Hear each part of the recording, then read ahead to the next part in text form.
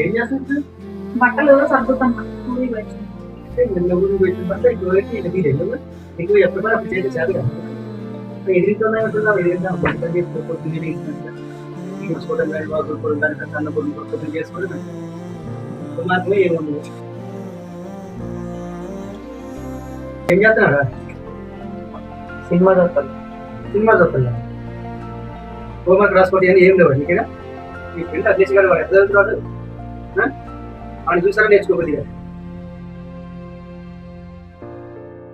చూసి చాలే కానీ లేక చదువుకోబా. నువ్వు ఎందుకు అని అట్లా తిడతావు? అసలు నువ్వు ఎప్పుడు చూడు బయట వాళ్ళతోటి పోలుస్తా ఉంటావు. నువ్వు వచ్చే ముందు దాకా రాసుకున్నాడు, చదువుకున్నాడు. ఇప్పుడే కొంచెం వాడు సినిమా పెట్టుకొని కూర్చున్నాడు, నువ్వు వచ్చినావు.